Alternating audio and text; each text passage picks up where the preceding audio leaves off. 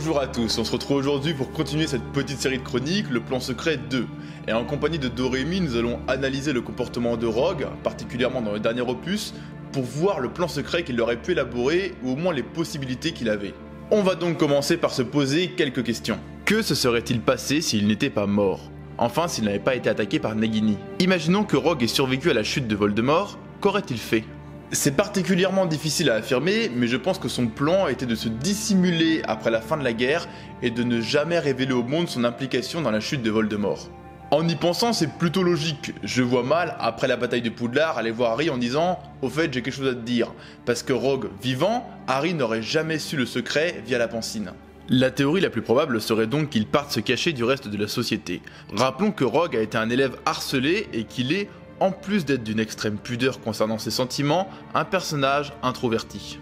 Je ne le vois absolument pas aller raconter sa version de l'histoire après la bataille dans le but d'être acclamé en héros. Sans oublier que je suppose que d'un côté, certains ne le croiraient pas et le prendraient pour un résistant de dernière minute voulant sauver sa peau. Et il aurait plutôt raison en y réfléchissant, les mange-morts survivants ont dû être jugés et condamnés après la bataille de Poudlard et je doute que ces souvenirs dans la pancine puissent être recevables en tant que preuve. Surtout lorsque l'on sait qu'il est possible de falsifier certains de ces souvenirs comme ce fut le cas pour Slughorn dans le 6e opus. Rogue aurait très peu d'arguments pour se défendre lors d'un procès et, si un jugement aurait eu lieu, Rogue aurait très certainement été condamné pour le meurtre de Dumbledore et envoyé à Azkaban.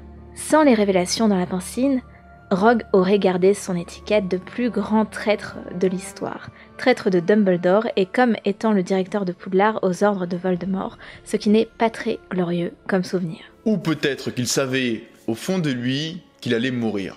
Étant proche de Voldemort, il était bien évidemment informé que la baguette de Suro lui résistait. La baguette de Suro obéit à son maître, et son maître est celui qui a désarmé son ancien détenteur. Rogue ayant désarmé Dumbledore, Voldemort en a déduit qu'il devait tuer Rogue pour devenir le détenteur légitime de la baguette. En soi, ce n'est pas un raisonnement très compliqué, et je pense que Rogue était bien évidemment au courant. Tout ça pour se dire que Rogue a forcément dû se rendre compte que Voldemort, à un moment ou à un autre, allait le tuer. En même temps, un personnage comme Rogue n'a malheureusement pas vraiment de goût pour la vie. Le fait qu'il ait été rejeté par ses camarades à Poudlard et harcelé par les maraudeurs l'a conduit à suivre Voldemort dans sa jeunesse et a ensuite regretté toute sa vie cet écart de conduite, ayant eu pour conséquence la mort de Lily.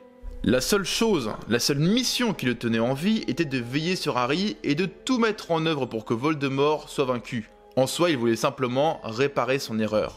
Une fois cette mission accomplie, ou du moins sa part de la mission remplie, ce n'est pas totalement insensé de l'imaginer se laisser mourir, ou du moins ne pas lutter à l'approche de la mort. Qu'il ait envisagé de mourir ou non, s'il y a bien une chose qu'il n'a pas envisagé, c'était de confier la vérité à Harry. Le fait qu'Harry puisse récupérer les larmes de Rogue et aller dans la pancine découvrir son secret est quand même un sacré concours de circonstances. Sachant que Rogue était la seule et unique personne dans la confidence avec Dumbledore, lui mort, personne n'aurait jamais su que Dumbledore avait mis en scène sa propre mort et que Rogue était en réalité contre Voldemort. Et j'aimerais continuer cette chronique avec une autre théorie, mais je vais laisser Dorémy vous l'expliquer plus en détail.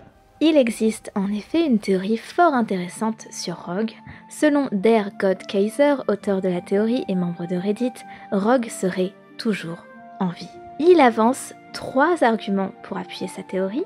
Premier argument, Rogue n'apparaît pas quand Harry utilise la pierre de résurrection.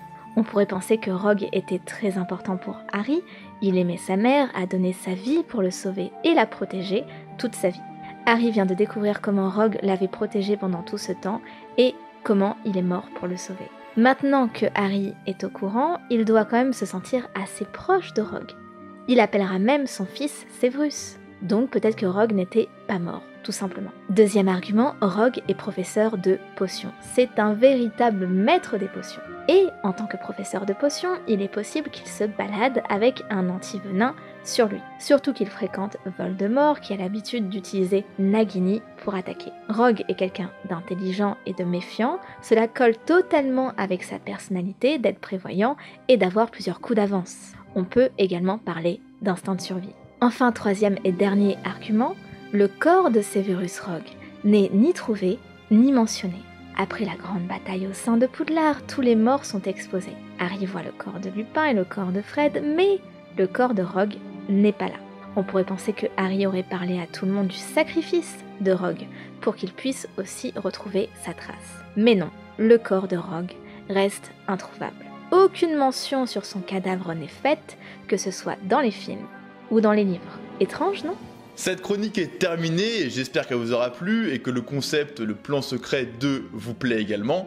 Bien entendu, je remercie Dorémy d'avoir accepté de venir sur ma vidéo et je vous renvoie également vers sa chaîne où une autre vidéo ensemble sortira aujourd'hui. En attendant, à la prochaine.